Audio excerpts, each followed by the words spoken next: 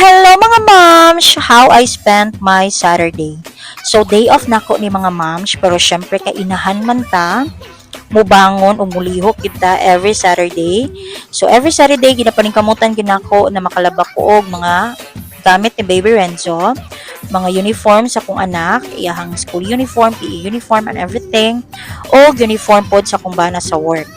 So kana pod noon, natanggong pod ako mga pilon noon kay don't judge me. Dili jud everyday masunod na ko ang pilon noon. I mean kana nga pilon noon is last week pa na. Kay last weekend ni anhi akong family, nahangyon ako akong ate na makalaba. So karon pa jud na ako na pilo. So sorry kaayo kay dili gid na ko maapas akong mga trabaho on everyday kay nay usahay ma-extend ko kay na ako ginaapas sa trabaho og naapoy mga other things like for example mamalit pa ko gulayon or lamas sa baba para dinner anak kay syempre maningkamot pod ko na makaluto og dinner everyday. So ana lang basta ginabalance na ginako akong trabahoon karang pilonon dili man na siya manakit sa amoa. Dili man na siya makadisturbo sa amoa basta importante lang ang mga underwear sa akong anak nga gamito to niya sa school na plaster na nako.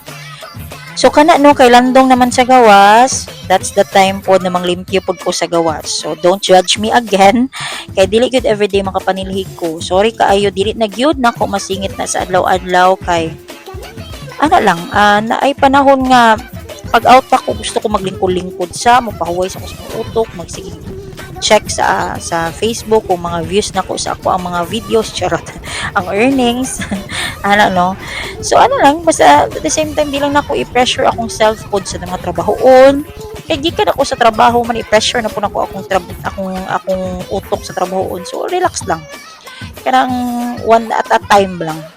Paningkamutan lang ginako basta okay lang akong family, hapsay man among lifestyle. So ana lang so kana no ibot-ibot lang ta o ginagmay sa gawas gamay ra man gid actually wala mi kaayo sagbot sa gawas gyud kay wala mi mga kakahuyan. So silig-silig ginagmay ibot-ibot kay naay mga matubo diha na mga sagbot kay nayuta na portion. So kana no gasamok-samok yun na siya, dili na siya gagawas kung walay tao sa gawas pod ha, dili na siya ingon mutakas kay mo gawas dili. Diha ra po na siya mo gawas kung naay tao sa gawas nga kadula niya kana gisamok-samok siya habang galimpyo ko. So ana lang ginamong anak for buyag no. So kanilang medyo taas na kaayo. Salamat kaayo sa pagtanaw aning video. God bless sa atong tanan. Padayon lang ta sa atong paningkamot.